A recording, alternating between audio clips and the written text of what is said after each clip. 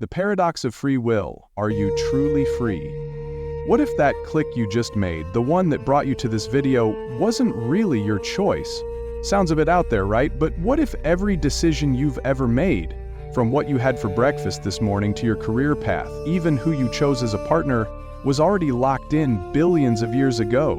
Imagine your life as a movie where the script was written before you were even born, and you're just an actor who thinks they're making it all up as they go along. This isn't some sci-fi flick, it's one of philosophy's oldest and most mind-bending puzzles, the paradox of free will.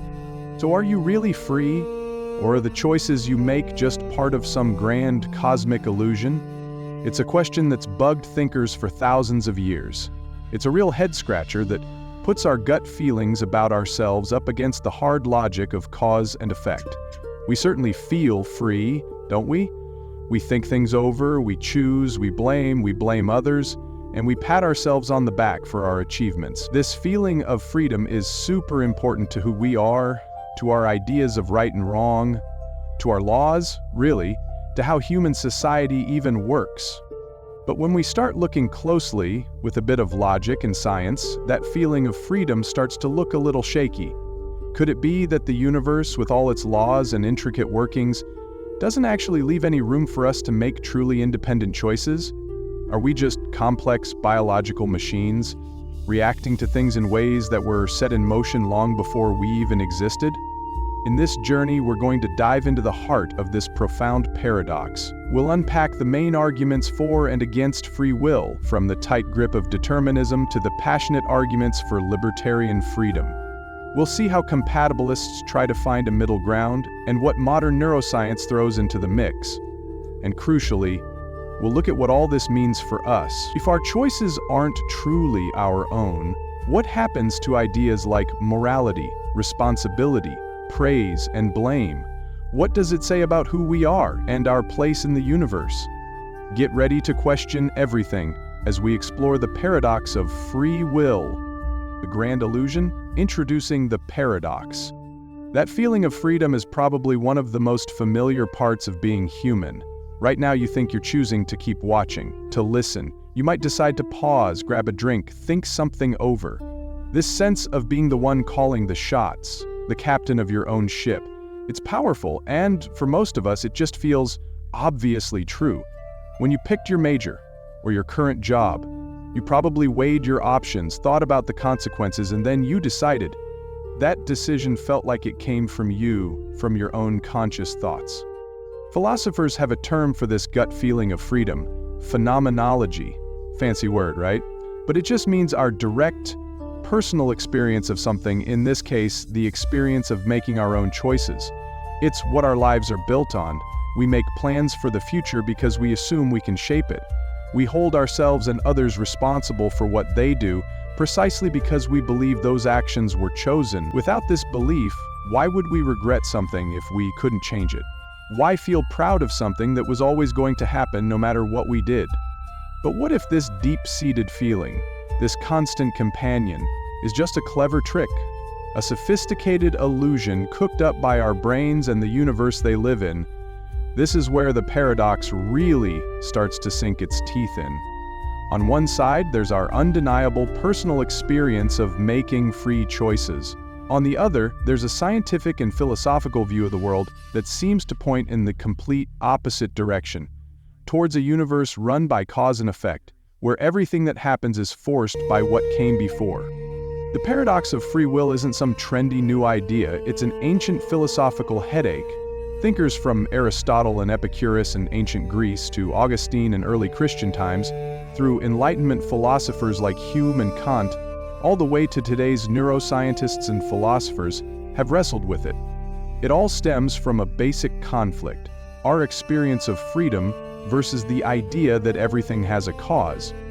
If every single event in the universe is caused by stuff that happened before it, and that stuff was caused by even earlier stuff, where does real, uncaused choice even fit in? If you could trace that chain of causes all the way back, maybe even to the Big Bang, wouldn't everything that came after, including our thoughts and actions, be totally determined by that starting point and the unchanging laws of nature? This video is all about unpacking this huge clash. We'll look at the main philosophical viewpoints. There's hard determinism, which says that free will just can't exist in a deterministic universe, so it must be an illusion. We'll explore libertarianism, which insists that free will is real, often by arguing that determinism isn't the whole story. And we'll check out compatibilism, the attempt to show that free will and determinism can, surprisingly, get along. We'll also touch on how scientific discoveries, especially in neuroscience, have added new, often puzzling twists to this old debate. The stakes are huge, affecting not just abstract theories, but how we understand justice, morality, personal meaning, and what it even means to be human. So let's start by looking at the case for a universe where every choice might already be made for us. The case for chains, understanding determinism. Picture a line of dominoes, all set up perfectly.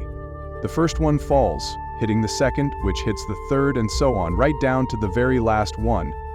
Each fall is completely determined by the one before it.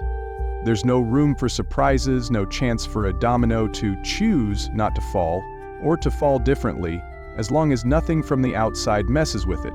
This, in a nutshell, is the basic idea behind determinism. Hard determinism is the philosophical viewpoint that says free will is an illusion, precisely because every event, including every human thought, decision, and action, is the unavoidable result of things that came before it, and the unbreakable laws of nature. According to this view, if you knew how the universe started, say, at the Big Bang, roughly 13.8 billion years ago, and you knew all the physical laws that run it, you could, in theory, predict everything that has ever happened and everything that ever will happen.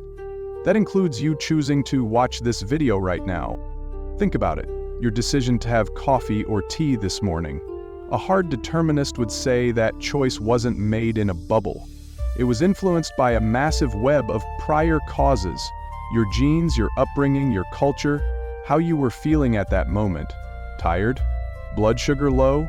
Ads you've seen, past experiences with coffee and tea, even tiny things in your environment you didn't consciously notice. Each of these factors was itself caused by earlier things, stretching back in an unbroken chain.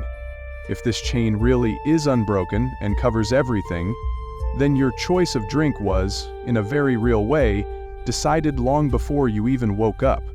That feeling of thinking it over, weighing your options, was just you experiencing these deterministic processes playing out in your head. This perspective suggests that in any given situation, only one thing is actually possible, the one that's causally determined to happen. The different choices we think we have, the many paths that seem open to us, are just an illusion. If we could rewind the universe and play it again from the exact same starting point, everything would happen in precisely the same way, every single time. You'd make the same choices because all the prior causes would be identical. This isn't just about simple, everyday causes either. Hard determinists often base their arguments on how classical physics describes the physical world as deterministic. Isaac Newton's laws of motion and gravity, for example, paint a picture of a clockwork universe, where the state of every particle at one moment determines its state at the next. If our brains are physical systems, made of particles that follow these physical laws, then our thoughts and actions must also be part of this deterministic machine.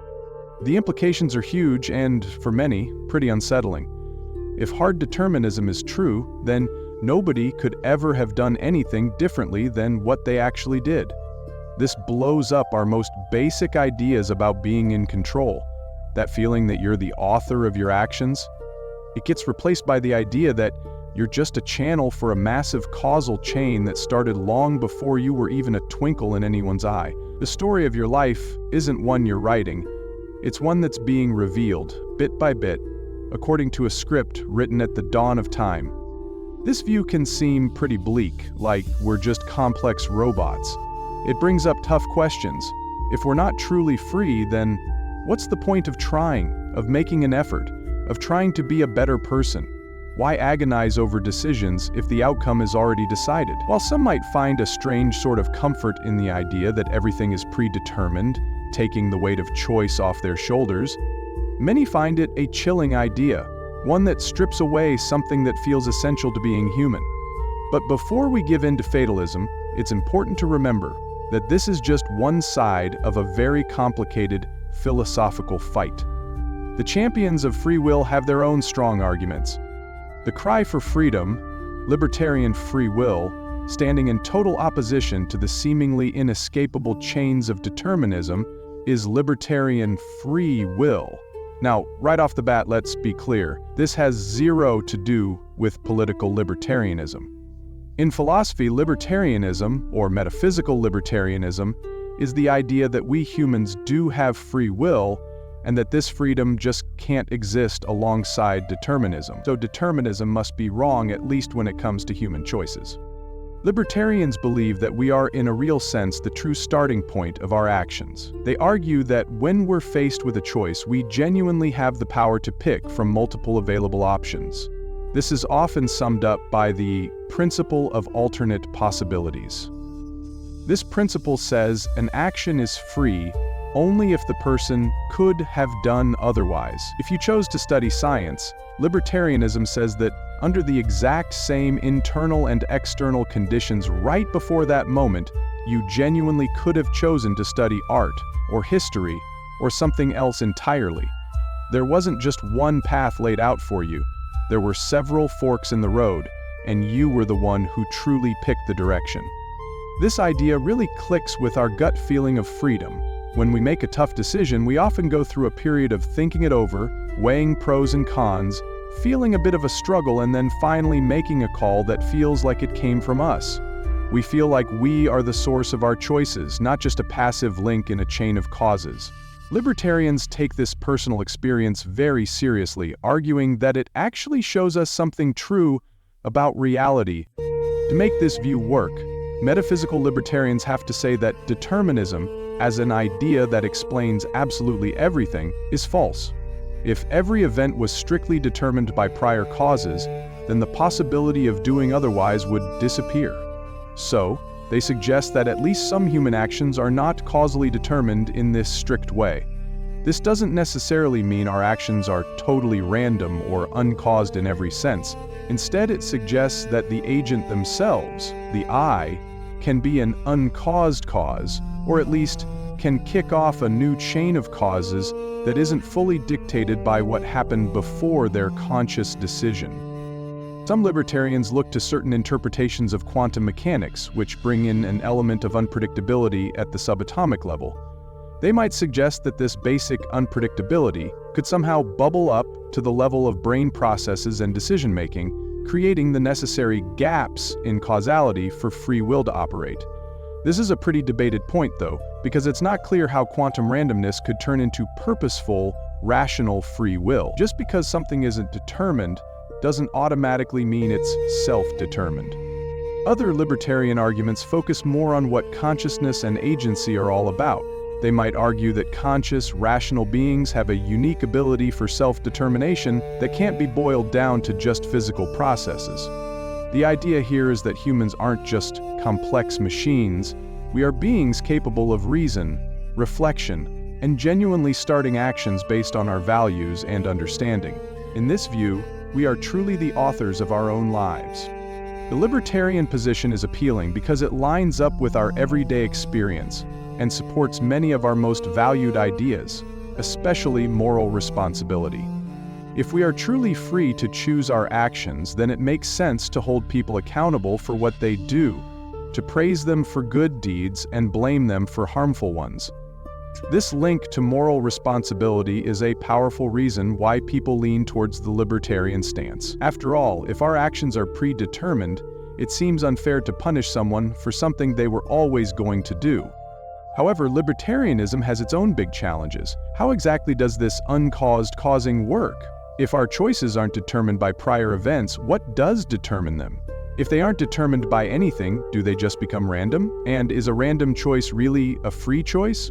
Plus, explaining how a non-physical self, or will, could step in and affect the physical world of the brain without breaking known physical laws is a tough one. Often called the mind-body problem, Despite these hurdles, the libertarian call for freedom remains a powerful voice in this debate. It insists that there's something special about human agency, something that goes beyond simple cause and effect, allowing us to be more than just puppets of fate. It speaks to our desire for meaning, for self-direction, and for a universe where our choices genuinely count. The Great Divide: incompatibilism versus compatibilism. The whole philosophical scene around free will and determinism is often split down the middle: incompatibilism versus compatibilism. Now, these terms aren't specific theories of free will themselves. Think of them more as labels for how different thinkers see the relationship between free will and determinism. Incompatibilism is the view that free will and determinism are like oil and water; they just can't mix. If the universe is totally deterministic, then free will is impossible. And if free will is real, then determinism must be false. It's an either/or deal. This camp probably makes a lot of sense to many people at first glance. How can you be free if all your actions are already set in stone by the past? Within incompatibilism, there are two main branches we've already touched on. 1. Hard determinism. These folks accept that determinism is true, and since they believe it's incompatible with free will, they conclude that free will doesn't exist. Our choices are predetermined, and that feeling of freedom, it's an illusion. 2. Metaphysical libertarianism. They also agree that free will and determinism can't both be true, but they take the opposite path. They say free will is real, so determinism, at least the kind that would rule out free will, must be false. Humans can make choices that aren't predetermined by past events. There's also a third, more gloomy incompatibilist view called hard incompatibility. This position argues that free will is incompatible not only with determinism, but also with indeterminism. The argument here is, if our actions are determined, we're not free. But if they're indetermined, meaning random, or not caused by our reasons and character, then we're also not really in control and so not free in a meaningful, responsible way. So, according to hard incompatibilism, free will is impossible, no matter if the universe is deterministic or not. This is a tough view, suggesting that the very idea of free will, as we usually think of it, might just not make sense. The common thread for all incompatibilists is a pretty strict definition of free will, often leaning heavily on that principle of alternate possibilities, that to be free, you must have been able to do otherwise in the exact same situation. If determinism is true, this condition can never be met. Compatibilism, on the other hand, offers a way out of this stark choice. Compatibilists, sometimes called soft determinists, argue that free will and determinism can actually coexist. They're not mutually exclusive. This might sound a bit weird at first. How can your actions be both determined and free? Compatibilists often manage this by redefining or clarifying what we mean by free will. They argue that the kind of free will that actually matters, the kind we need for moral responsibility and a meaningful life, isn't the libertarians' idea of being able to do otherwise in the exact same circumstances, which they might agree is impossible if determinism is true. Instead, they suggest that free will means acting according to your conscious desires, intentions, and reasons, without being forced or constrained by external factors, even if those desires and reasons are themselves ultimately determined by prior causes. The influential philosopher Daniel Dennett is a big name in modern compatibilism. In books like Elbow Room and Freedom Evolves, he argues that the libertarian idea of free will, needing a break in the causal chain, isn't necessary or helpful. He points out that things like chaos theory and the fact that we can never perfectly know the state of the world mean the future is, for all practical purposes, unpredictable for us. We operate based on expectations, and the ability to do otherwise makes sense in relation to these expectations.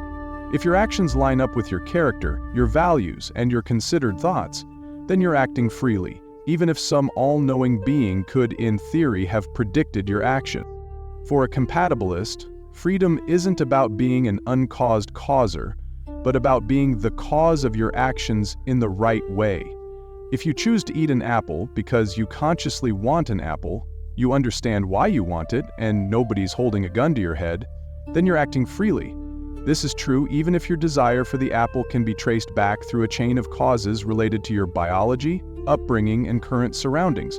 The key is that your actions come from your internal states, your beliefs, desires, and values, rather than being forced on you by outside pressures. Compatibilists would say we rightly distinguish between someone who commits a crime because of a psychotic delusion, not free in their view, because the action doesn't come from their rational self in the right way, and someone who commits a crime after careful, rational planning, free and therefore morally responsible, even if their character and motivations were shaped by past events. The appeal of compatibilism is that it lets us hold on to our intuitive sense of being free agents, while also accepting a scientific worldview that often points towards determinism. It allows us to keep concepts like moral responsibility without needing to imagine mysterious breaks in the causal chain of the universe. However, compatibilism gets its share of criticism too. Incompatibilists often argue that it's a watered-down version of free will, a quagmire of evasion, as William James called it, or a wretched subterfuge in Kant's words. They argue that if our desires and reasons are themselves determined, then the freedom compatibilists talk about isn't genuine freedom at all. If you couldn't have had different desires or reasons at that moment, then how can you be truly free? It's like saying a puppet is free as long as it loves its strings. The debate between incompatibilists and compatibilists really shows how philosophically tricky defining free will is. It highlights that a lot of the disagreement comes down to what we think true freedom really is, and what kind of freedom is actually worth having. This divide also directly affects how we tackle the vital issue of moral responsibility. The weight of choice, moral responsibility. This whole abstract philosophical debate about free will and determinism might sound like something just for university classrooms, but its effects ripple out, touching the very heart of how we run our societies and live our lives. And perhaps the biggest area it impacts is moral responsibility. Think about our everyday lives and how society is set up. We praise people for being kind, for working hard, for acts of bravery. We blame people for being cruel, for being careless, for betraying trust. Our entire legal system, from speeding tickets to the most serious crimes, is built on the idea that people are, for the most part, responsible for their actions. We reward, we punish, we hold grudges, we forgive. All these things are deeply tied to the assumption that people choose what they do. Traditional views overwhelmingly tell us that only actions done freely deserve credit or blame. But what happens to this whole structure of moral responsibility if hard determinism is true? If every action, every decision, is the unavoidable result of a causal chain going all the way back to the beginning of time? How can we fairly hold someone accountable for what they did if a person's actions were predetermined? If they literally could not have done otherwise, then blaming them for something bad seems like blaming a computer for crashing because of bad code, or blaming a rock for falling because of gravity. The person just becomes a tool through which a predetermined outcome happens. If hard determinism is true, the very ideas of ought and should seem to lose their punch. What does it mean to say someone ought to have done differently if doing differently was never actually possible? Giving advice, trying to persuade someone, deliberating, telling people not to do things, all these common human activities seem to assume that people can genuinely change their course of action based on reasons and values. If our paths are fixed, then these practices might be nothing more than elaborate performances, themselves part of the predetermined script. Take the justice system. Its retributive side, the idea that punishment is deserved because of a freely chosen wrongful act, would be seriously shaken. If criminals are simply products of their genes, environment, and that unbroken chain of causality, then punishment as payback seems unfair. Maybe the focus should shift entirely to rehabilitation, if that's possible, or protecting society, quarantining dangerous people like you'd quarantine someone with a contagious disease. But the idea of them deserving punishment for a free choice would be hard to keep. Libertarians, of course, argue that it's precisely because we do hold people morally responsible, and because this practice is so fundamental and seemingly vital, that we have strong reasons to believe in free will. They might say our moral intuitions and practices are a good guide to the truth. We are indeed free, and that's why responsibility makes sense. Compatibilists try to save moral responsibility even in a deterministic world. They argue that as long as someone acts according to their own desires, reasons, and character, without being forced by outside factors, they can be held responsible. The person who plans and carries out a murder is acting from their own malicious desires and intentions, and that for a compatibilist is enough reason for moral blame, even if those desires and intentions were themselves shaped by a long line of prior causes. The key for compatibilists is whether the action came from the agent's self, in the right way, not whether the agent could have done otherwise in some ultimate metaphysical sense. They distinguish between actions caused by, say, a brain tumor that compels erratic behavior, where responsibility might be lessened, and actions caused by an individual's settled character and values. This creates a huge tension. Our scientific understanding of the world, especially from fields like physics and neuroscience, often leans towards mechanical, causal explanations for everything, including human behavior. Yet our deeply ingrained moral and social practices are built on the assumption of individual agency and choice. If our choices are indeed predetermined by factors largely outside our conscious control, our genes, our brain chemistry, our upbringing, the subtle environmental influences that shape us, then the foundations of moral and legal responsibility might really be in question, or at least need a major rethink. The debate isn't just about whether a criminal deserves punishment, it's also about praise for heroic acts.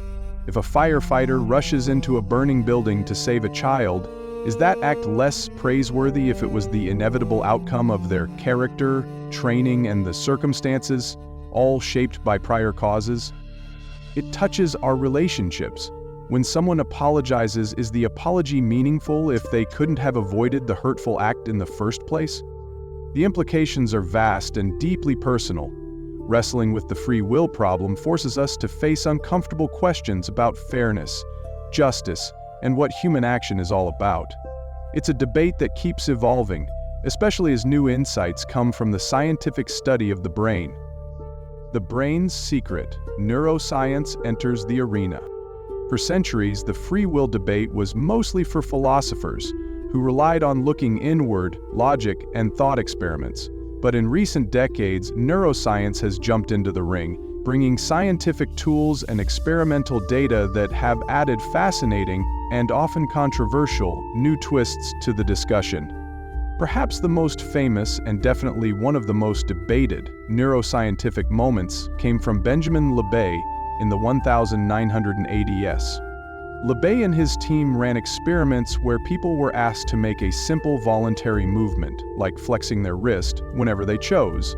They also had to note the exact time they first became consciously aware of the urge or intention to make the movement using a special clock. At the same time, the researchers were measuring brain activity using EEG, specifically looking for a signal called the readiness potential, or RP.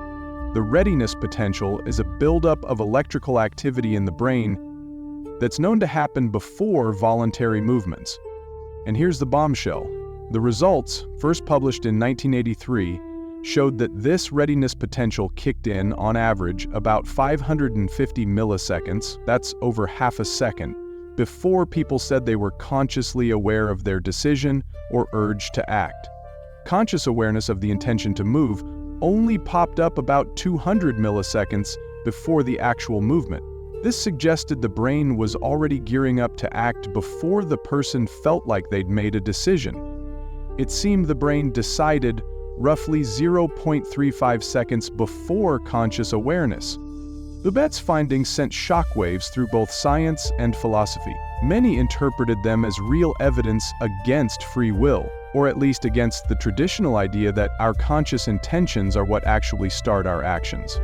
If brain activity for a decision happens before we're consciously aware of making that decision, it suggests our conscious experience of choosing might just be an afterthought, a story we tell ourselves after the fact, rather than the cause of the action.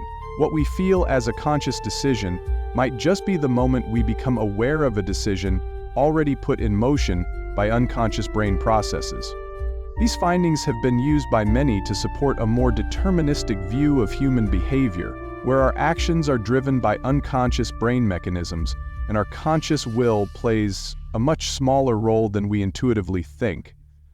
If our brains are already getting ready for an action before we decide to do it, are we really in charge? However, Libet's experiments and how they've been interpreted have faced a lot of criticism. Some critics question the methods, especially how reliable it is for people to subjectively report the exact moment of conscious awareness. Others point out that the readiness potential might not actually be a commitment to a specific action, but maybe just general preparatory brain activity, a rise in neural noise, or the brain gathering evidence until it hits a threshold. Also, the simple, random actions in Libet's experiments might not represent more complex, deliberate decisions that involve reasoning and values. Interestingly, even Libet himself didn't think his findings completely wiped out free will. He suggested that while the start of an action might be unconscious, there might still be a tiny window of opportunity in the roughly 100 milliseconds between conscious awareness of the urge and the muscle moving for conscious will to veto the action. This idea of free won't rather than free will suggests a more limited but still potentially important role for consciousness. More recent neuroscience has built on and challenged Libet's work. Some researchers, like neuroscientist Peter Tizet, offer different interpretations that try to keep a stronger idea of free will alive within a neuroscientific view. Tizet argues that information in the brain isn't just stored in neurons firing, which can seem very deterministic, but also in the strength of connections between neurons, the synaptic weights. He suggests that neurons can rapidly change these synaptic weights, and this synaptic reweighting allows thoughts and decision criteria to genuinely influence future actions without needing impossible self-causation or breaking physical laws. In this view, conscious thought can set the criteria for future actions, essentially shaping the brain's landscape so that when a trigger happens, the action that follows is one that has been consciously approved. Other neuroscientists are looking into how random fluctuations or noise in brain activity might play a role in decision-making. This could potentially provide a source of variability for flexible behavior, though whether this equals free will is still up for debate. The picture coming out of modern neuroscience is way more complex than a simple scenario where an unconscious brain calls all the shots, and conscious awareness just tags along. Decision-making is now seen as a distributed process, involving multiple brain regions and unfolding over time, with constant feedback loops between different levels of processing. The neuroscientific challenge to free will is ongoing and far from over. While early findings like Libet's seem to throw a stark challenge at our traditional understanding, the current view is more nuanced. Neuroscience gives us powerful tools for understanding the mechanisms of decision-making. But how these mechanisms relate to the philosophical concept of free will and moral responsibility is still a hot topic of research and debate. It shows that just observing brain activity doesn't automatically answer the deep philosophical questions, but it certainly provides crucial data and new ways to think about them. Weaving the threads, interactionism and complex causes. As we work our way through the tangled arguments of hard determinists, libertarians, compatibilists, and neuroscientists, one thing becomes pretty clear. Simple, one-size-fits-all explanations for human behavior probably aren't going to cut it. Many psychologists and modern philosophers are leaning towards more nuanced views, often described as interactionist, or ones that emphasize the complexity of how things are caused. Interactionism in this context means that behavior isn't decided by just one single factor, whether that's an uncaused will or an unbroken chain of physical events. Instead, human actions come from a complex mix of many factors playing together. These can include our genetic makeup, past experiences and learning, what's going on in our environment right now, our physical state, our thought processes like reasoning, planning, and self-reflection, our emotions, social influences, and cultural norms. Usually, none of these factors alone can completely explain why someone does what they do. It's the dynamic interplay between them that shapes behavior. This perspective shifts away from a simplistic nature versus nurture or free will versus determinism standoff. For instance, while our genes might give us certain tendencies, how those genes actually express themselves can be heavily influenced by our environment and our experiences. Likewise, while our past experiences shape us, our ability to think consciously and plan might allow us to respond to those experiences in new ways, rather than being rigidly programmed by them. Simple determinism, the idea that behavior can be boiled down to a single chain of causes, is often seen as not quite up to capturing the richness and flexibility of human action. Humans aren't just billiard balls passively reacting to outside forces. We are active agents who interpret our surroundings, set goals, make plans, and keep an eye on our own behavior. Our thinking abilities allow us to imagine future possibilities, weigh potential outcomes, and choose actions that line up with our goals and values. This doesn't necessarily mean fully embracing libertarian free will with its idea of uncaused causes. Many interactionists might still accept that all these interacting factors are, at some level, operating within the laws of nature. However, they stress the new properties that emerge from these complex interactions. Consciousness, self-awareness, and the ability for rational thought might be such emergent properties. These could allow for a form of self-governance that, while not breaking any underlying physical laws, also can't be simply reduced to them. Some thinkers also play with the idea that free will and determinism might be understood differently depending on the level of description or the consciousness from which they are considered. From the viewpoint of fundamental physics, the universe might look deterministic, or at least governed by probabilities at the quantum level.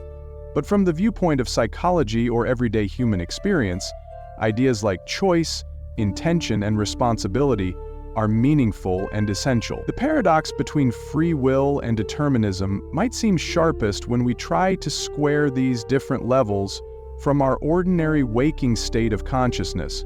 Perhaps free will is something that exists at the level of complex, conscious beings, even if the bits and pieces those beings are made of obey deterministic or probabilistic physical laws. Think of a computer program. At the hardware level, electrons are zipping through circuits according to the laws of physics. But at the software level, the program is carrying out complex logical operations, making decisions based on inputs and its programming. Both descriptions are true and valid at their own level. Similarly, human beings can be understood as physical systems subject to natural laws, but also as psychological beings who experience themselves as making choices based on reasons and values. This interactionist and multi-level approach doesn't magically solve the free will paradox, but it offers a more complete way to understand human agency. It recognizes the influence of countless causes, while also making space for the importance of conscious thought, self-reflection, and personal values in shaping what we do. It suggests that freedom isn't an all-or-nothing deal, but can be seen as a matter of degree, influenced by our awareness, our thinking skills, and how much we can act in line with our authentic selves, even with all those influencing factors around us. This view also has implications for how we think about personal growth and societal change. If behavior is the result of complex interactions, then changing behavior means understanding and addressing these multiple factors, rather than just relying on some disembodied willpower or, on the flip side, giving up to a fatalistic view of determinism. It suggests we can cultivate greater freedom by boosting our self-awareness, developing our critical thinking, and creating environments that support thoughtful, independent action. Living with the paradox, implications for our lives. The debate over free will isn't just some abstract puzzle, it has real, practical consequences for how we see ourselves, how we deal with others, and how we structure our lives and societies. What does it actually mean to live with this ongoing paradox? If we were to become totally convinced that hard determinism is true and free will is a complete illusion, the potential fallout, psychologically and socially, is pretty big. For some, this realization might lead to a sense of fatalism, or even nihilism. If every action is predetermined, what's the point of trying, of aiming for goals, or of making moral efforts? If our successes and failures are already written in the stars, motivation could just dry up. Why bother fighting for a better future if that future is already set? Some psychological studies have hinted at a link between a weakened belief in free will and behaviors like more cheating, being less helpful, and feeling like life has less meaning, though how strong these findings are and what they mean is still debated. However, believing in determinism doesn't have to lead to despair. Some philosophers, like Spinoza, actually found a kind of peace and acceptance in determinism. He argued that understanding that everything happens out of causal necessity can free us from destructive emotions like regret, resentment, and pride, leading to a more rational and calm existence. If someone harms you and you believe their actions were ultimately determined, maybe it makes more sense to see them as unfortunate products of circumstance rather than purely evil, potentially leading to more compassion and less desire for revenge. On the flip side, what if we firmly believe in a strong, libertarian kind of free will? This can be incredibly empowering. It supports our sense of agency, our belief that we can make a difference, that our choices matter, and that we're responsible for creating our own paths. This belief can fuel ambition, resilience, and a strong sense of moral accountability. However, an extreme or naive belief in absolute free will, one that ignores the very real constraints and influences of biology, environment, and circumstance, could also lead to harsh judgments of others who are struggling, or to an overwhelming burden of guilt on oneself for what we see as failings. Then there's the compatibilist approach, which tries to offer the best of both worlds, recognizing the causal nature of the universe while holding onto a meaningful sense of freedom and responsibility. Living as a compatibilist might mean being aware of the many factors that influence our choices, both internal and external, while still trying to act in line with our deepest values and reasons. It encourages self-reflection to understand our motivations and to cultivate the kind of freedom worth wanting. The freedom to be the authors of our actions in a way that matches who we want to be, even if that who we want to be is itself shaped by a history of causes. One really interesting idea is that the illusion of free will, even if it is an illusion, might be essential for human psychological health and for society to function. Maybe our brains are wired to see ourselves as free agents, because this perception has been evolutionarily helpful, promoting proactive behavior, planning, and social cooperation built on trust and accountability. If this is true, then picking apart the illusion too much could be problematic, like learning how a magic trick works and losing the sense of wonder. The mind-bending philosophical clash that the free will paradox represents forces us to face the limits of our own understanding. It pushes us to think critically about what we mean by choice, cause, and responsibility. Does knowing that your food preferences are heavily influenced by your genetics and upbringing make choosing a meal less enjoyable? Does understanding the neurochemical basis of love make the experience less profound? For many, the answer is no. Understanding the underlying processes doesn't necessarily cancel out the subjective experience or its importance in our lives. Perhaps the most constructive way to live with the paradox is to embrace the uncertainty and the complexity.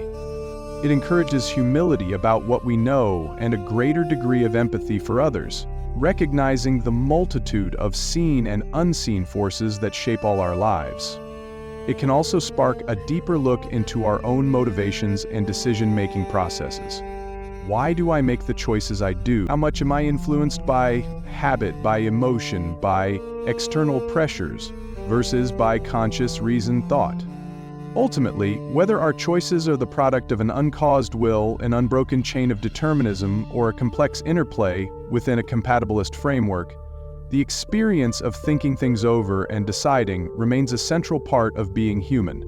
Grappling with the paradox of free will can enrich this experience, making us more thoughtful, more reflective, and perhaps even a little wiser in how we navigate the choices we perceive ourselves to be making every single day. It keeps alive the profound question of what it means to be a conscious, choosing being in this vast and intricate universe. The unfolding enigma. No easy answers. As our journey through the maze of free will and determinism nears its end, one thing is crystal clear. There are no easy answers. The paradox of free will is still one of philosophy's most enduring and fiercely debated puzzles, a testament to just how complex consciousness, causality, and the human condition really are. We've looked at the stark world of hard determinism, where every thought, every action is seen as the unavoidable end of an unbreakable causal chain that started at the dawn of time. In this view, our deeply felt sense of making choices is a powerful, yet ultimately false, byproduct of complex brain machinery. The universe unfolds according to a script written long ago, and we're just actors playing our parts.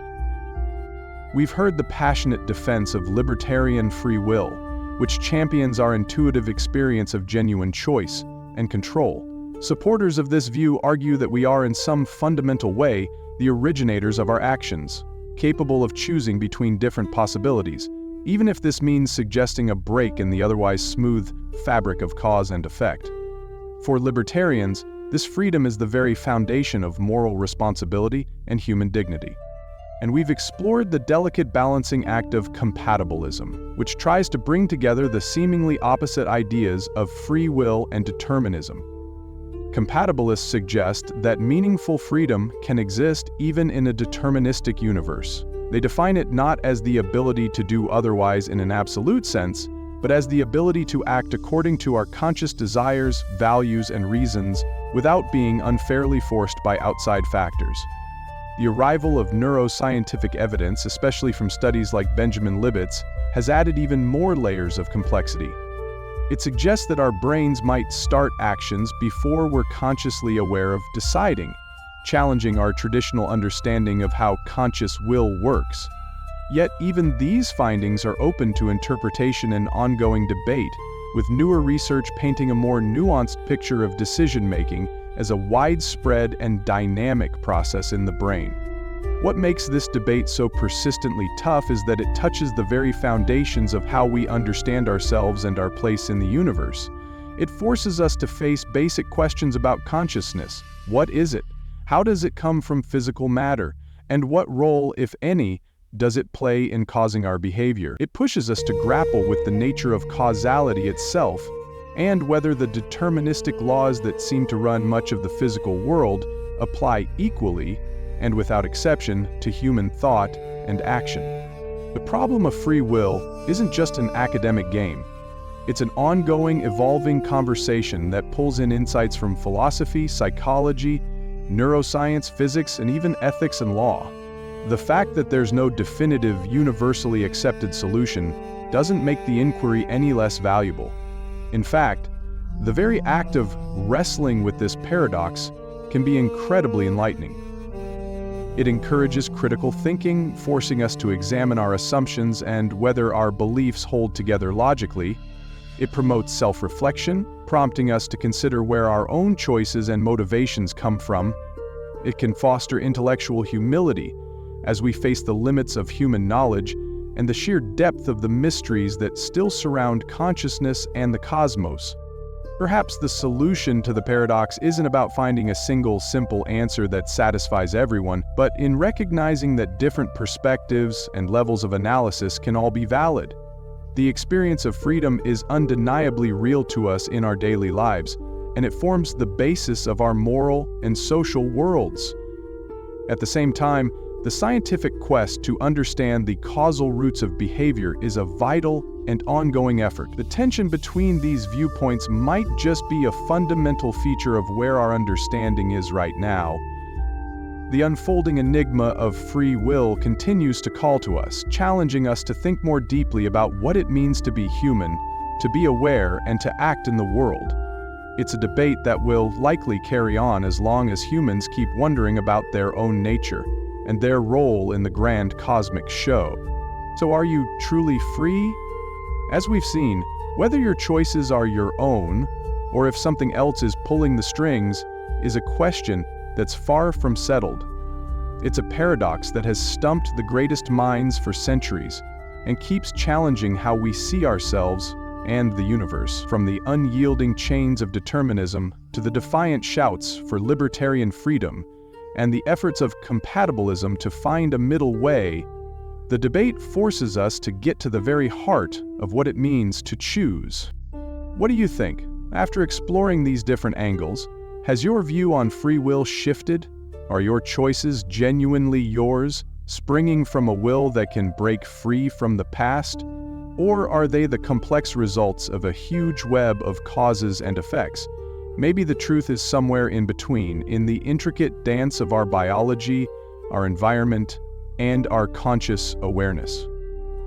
Let us know your thoughts, your beliefs, your lingering questions in the comments below. This is a conversation that really comes alive with different perspectives. If you found yourself questioning the nature of your own reality and enjoyed this dive into one of philosophy's deepest questions, please give this video a like. It helps us figure out what topics you connect with. And if you haven't already, think about subscribing to our channel and hitting that notification bell. We'll be continuing our explorations into the big questions, the mind-bending concepts, and the fascinating mysteries that surround us. You won't want to miss what's next. Thanks for joining us on this intellectual adventure. Until next time, keep questioning.